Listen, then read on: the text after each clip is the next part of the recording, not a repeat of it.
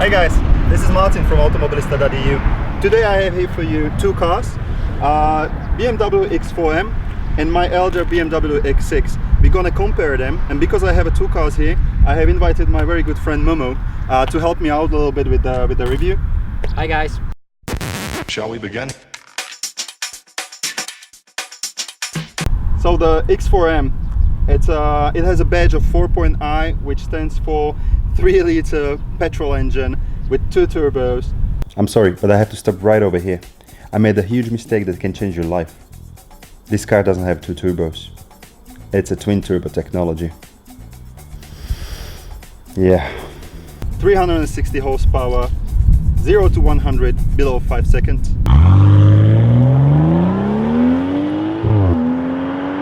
My X6 is a 3.0 diesel, roughly around 240 horsepower. Some horses has left the building, but it's still a good car. So the story of today is that we're going to compare X4 versus X6, elder model versus a newer BMW model, petrol versus diesel, smaller SAC versus a bigger one. So, Well, smaller is always better, right? who said that? The girlfriend. What? Now let's compare the size.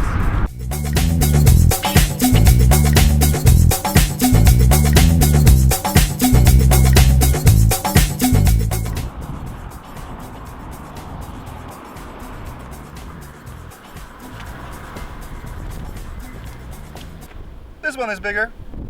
So this test I'm doing all the time the same. Front seat is set up to my position, so as I'm driving it. I'm a tall person, so usually there is not a lot of space on the back seat. But into X6, definitely this is not a car for me to sit right behind a tall person as me. I'm already hitting my head because of the shape of the coupe, and definitely there is not a lot of space. What I'm curious to see is how it's gonna be the X4. Actually, I'm shocked a little bit. Definitely from inside the car looks it's smaller, but probably due to new technology, new materials. Actually, I feel absolutely the same as in the X6. I have the same amount of space. I mean, there is none, but I'm not hitting more head. The knees are in the same position. I mean, like, everything is almost the same. It's weird. So now my least favorite discipline. Let's compare the trunk size. So Momo, hop into the trunk. Excuse me? You heard me. Hop into the trunk. No, actually, I think I gotta go. Sorry. Bye.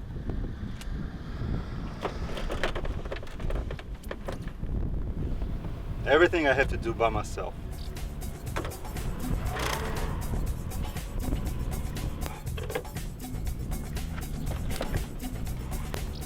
Happy now? Okay, from inside, what I do like about BMWs is, even though you are used to an elder BM, the thing is, when you sit into a new model, you immediately feel like you're at home. I mean, the interior is a new dashboard, new navigation system, new iDrive, but definitely you know what to touch, where to go. This is done very perfectly. What I don't understand is that you have a car like this, and somebody probably did a mistake when it was configuring this car. What the hell?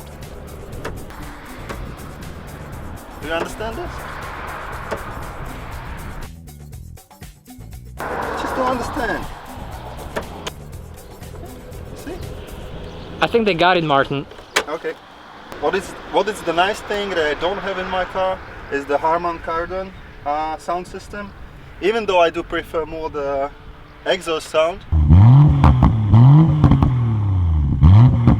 But listen to this, I mean, it plays very well. One thing I have found out that I cannot do in my elder X6 is that you can drive when your doors open. It's quite useful sometimes, you know, when you're just going like this. Now let's take it for a spin.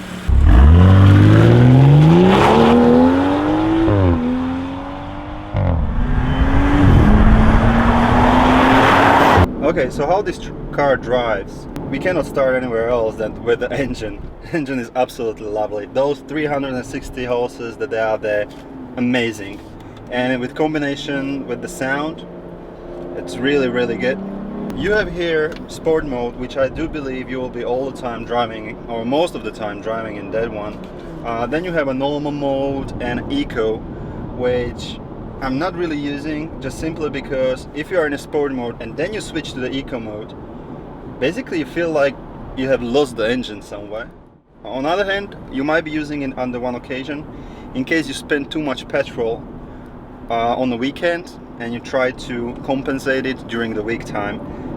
That is the only way where I see you will be driving on eco. How this car handles? I'm not surprised that this car handles really well. I was expecting it because I know what the X6 can do. The difference is that X6 is a little bit heavier, so it gives you a little bit more feeling of the stability. This one allows you to, this is a little bit shaky from time to time, but still really stiff. I like this kind of setup, so for me, absolutely amazing. And you can do whatever you want in the corners. It's just against any physics. Okay, we did have a lot of fun with this car, but now to the final overview. We do have 4 categories how we judge cars, and so tell me what you think. First one, it's look factor. So how people in our age, with our kind of income, how they look in this car when they drive it. I think this car really suits us. It's a bit flashy, but I think especially for someone like you, that's perfectly alright because you're a bit of a show-off, as we all know. I'm not. Yes, you are. Next thing is wow factor. Does this car really draws attention? Definitely. It's a car that will turn heads as you drive by. Especially in this color? Especially in this color and with that engine, with that exhaust. Then we have a category that I'm a little bit afraid of. It's price to performance. So what do you think?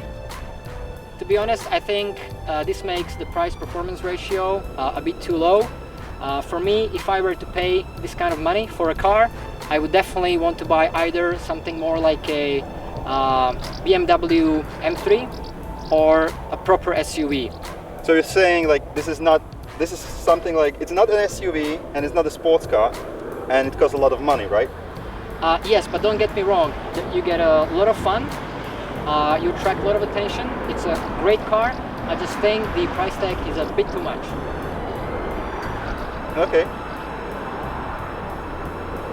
Alright, so you don't like it? I like it very much. Tight ass.